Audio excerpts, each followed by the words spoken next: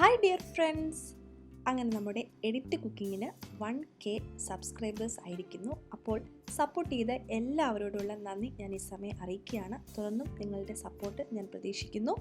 അപ്പോൾ ഇന്നത്തെ റെസിപ്പിയിലേക്ക് നമുക്ക് കടക്കാം. വളരെ ഹെൽത്തിയും ടേസ്റ്റിയുമായിട്ടുള്ള ഒരു മിക്സഡ് പായസമാണ് നമ്മൾ ഇന്ന് റെഡിയാക്കാൻ പോകുന്നത്. അതിനായിട്ട് ഞാനിവിടെ 2 ക്യാരറ്റും ഒരു ആപ്പിളും എടുത്തിട്ടുണ്ട്. നമുക്ക് ഈ ക്യാരറ്റിൻ്റെ സ്കിന്നെല്ലാം ഒന്ന് പീൽ ചെയ്ത് കളഞ്ഞിട്ട് ക്ലീൻ ചെയ്തതിന് ശേഷം നമുക്കൊന്ന് ഗ്രേറ്റ് ചെയ്തെടുക്കാം.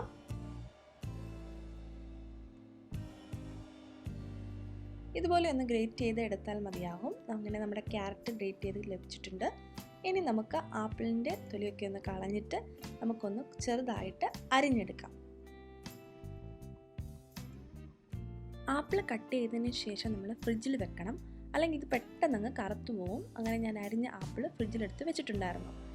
ഇനി ഞാൻ ഇതിലേക്ക് എടുത്തിട്ടുള്ളത് ശർക്കരയാണ്. ഞാനിവിടെ കറുത്ത ശർക്കരയാണ് എടുത്തിട്ടുള്ളത്. നിങ്ങളുടെ കയ്യിൽ യെല്ലോ കളർ ശർക്കരയാണെങ്കിൽ അതെടുത്താലും മതിയാകും.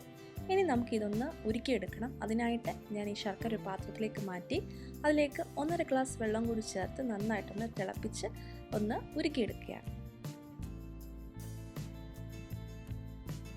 അങ്ങനെ നമ്മുടെ ശർക്കരയെല്ലാം ഇവിടെ ഉരുക്കി കിട്ടിയിട്ടുണ്ട്. ഇനി നമുക്കത് ഫ്ലെയിം ഓഫ് ആക്കിയിട്ട് മാറ്റി വെക്കാം.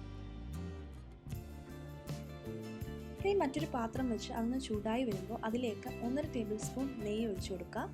നെയ്യ് ഒന്ന് മെൽറ്റായിട്ട് വരുമ്പോൾ നമുക്ക് എടുത്തു വെച്ചിട്ടുള്ള ഉണക്കമുന്തിരി ഇട്ട് കൊടുത്ത് ഒന്ന് ഫ്രൈ ചെയ്തെടുക്കാം. ലോ ടു മീഡിയം ഫ്ലെയിമിൽ വേണം ഫ്രൈ ചെയ്തെടുക്കാം, അല്ലെങ്കിൽ പെട്ടെന്ന് ഇതൊന്ന് കരിഞ്ഞു പോകും. അങ്ങനെ നമ്മുടെ മുന്തിരിങ്ങ ഇവിടെ റെഡിയാക്കി ഇട്ടിട്ടുണ്ട്. ഇനി നമുക്ക് ഈ പാത്രത്തിൽ മാറ്റാം. ഇനി ഇതിലേക്ക് എടുത്തു വെച്ചിട്ടുള്ള കശുവണ്ടി കൂടി ഇട്ട് ഒന്ന് ഫ്രൈ ചെയ്തെടുക്കാം. അങ്ങനെ നമ്മുടെ കശുവണ്ടി ഇവിടെ ഫ്രൈ ആയിട്ട് കിട്ടിയിട്ടുണ്ട്. ഇനി ഇത് നമുക്ക് ഈ പാത്രത്തിൽ നിന്ന് മാറ്റാം. ഇനി നമുക്ക് നമ്മൾ ഗ്രേറ്റ് ചെയ്ത് വെച്ചിട്ടുള്ള ക്യാരറ്റ് ഇതിലേക്ക് ഇട്ട് കൊടുക്കാം. ഒരു 10 മിനിറ്റ് നേരം ഇത് നന്നായിട്ടൊന്ന് വഴറ്റിയെടുക്കണം. ക്യാരറ്റിനൊരു പ്രത്യേക മണവും ടേസ്റ്റും ഒക്കെ ഉണ്ടല്ലോ, അതൊന്ന് മാറി കിട്ടാനായിട്ട് നമുക്ക് 1 ടീസ്പൂൺ പൊടിച്ച ഏലക്ക കൂടി ഇതിലേക്ക് ചേർത്ത് കൊടുക്കാം. ഏലക്ക ചേർക്കുന്നത് കൊണ്ട് ക്യാരറ്റിൻ്റെതായ ആ സ്മെല്ലും ടേസ്റ്റും ഒക്കെ അങ്ങ് മാറിക്കിട്ടും. കുറച്ച് നെയ്യ് കൂടി ഞാൻ ഇതിലേക്ക് ചേർത്ത് കൊടുക്കുന്നുണ്ട്. ഒരു 10 മിനിറ്റ് നേരം നന്നായിട്ട് ഇതൊന്നങ്ങ് വഴറ്റി കൊടുക്കുക. ഇപ്പോൾ ക്യാരറ്റ് നന്നായിട്ട് വഴന്ന് വന്നിട്ടുണ്ട്. ഞാൻ ഇതിലേക്ക് നമ്മൾ അരിഞ്ഞു വെച്ചിരുന്ന ആപ്പിൾ കൂടി ചേർത്ത് ഒരു 5 മിനിറ്റ് നേരം കൂടി നന്നായിട്ടൊന്ന് വഴറ്റി കൊടുക്കുകയാണ്. ഇപ്പോൾ 5 മിനിറ്റ് കഴിഞ്ഞിട്ടുണ്ട്. ഞാൻ ഇതിലേക്ക് നമ്മൾ തയ്യാറാക്കി വെച്ചിട്ടുള്ള ശർക്കര ഇതുപോലെ ഒന്ന് അരിച്ച് ചേർക്കുകയാണ്. ഞാൻ 1/4 ഭാഗം ശർക്കരയാണ് ചേർത്തിട്ടുള്ളത്. മധുരം ആവശ്യമെങ്കിൽ നമുക്കിത് പിന്നീട് ചേർക്കാമല്ലോ. അപ്പോൾ ഇത് നന്നായിട്ടൊന്ന് തിളക്കട്ടെ. ആപ്പിളാണെങ്കിൽ ഈ ശർക്കരയിൽ കിടന്ന് കളറൊക്കെ മാറി കിട്ടും. പക്ഷേ ഈ ആപ്പിൾ വെന്തുടഞ്ഞൊന്നും പോകത്തില്ല. നമ്മളിത് കഴിക്കുമ്പോൾ ഇടയ്ക്ക് കടിക്കാനൊക്കെ കിട്ടും. അങ്ങനെ നമ്മുടെ ശർക്കര നന്നായിട്ട് ആപ്പിളിലൊക്കെ കയറി കളറൊക്കെ മാറി കിട്ടിയിട്ടുണ്ട്. ഇനി നമുക്കിതിലേക്ക് ഒരു 1/2 ലിറ്റർ പാല് ഒഴിച്ചു കൊടുക്കാം. നിങ്ങളുടെ കയ്യിൽ പശുമ്പാലുണ്ടെങ്കിൽ അത് ഒഴിച്ചു കൊടുക്കുന്നതായിരിക്കും നല്ലത്. ഈ സമയത്ത് ഫ്ലെയിം ലോ ആയിരിക്കണം, അല്ലെങ്കിൽ ശർക്കരയും പാലും കൂടി ചേർന്നിട്ട് പിരിഞ്ഞു പോകാനുള്ള ചാൻസ് ഉണ്ട്.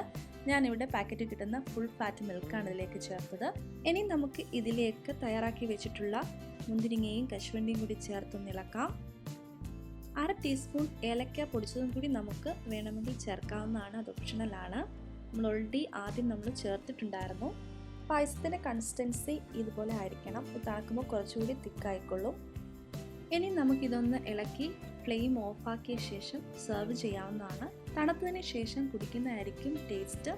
അങ്ങനെ ടേസ്റ്റിയും ഹെൽത്തിയുമായിട്ടുള്ള ഈ ഒരു പായസം റെസിപ്പി എല്ലാവർക്കും ഇഷ്ടപ്പെട്ടു എന്ന് വിചാരിക്കുന്നു.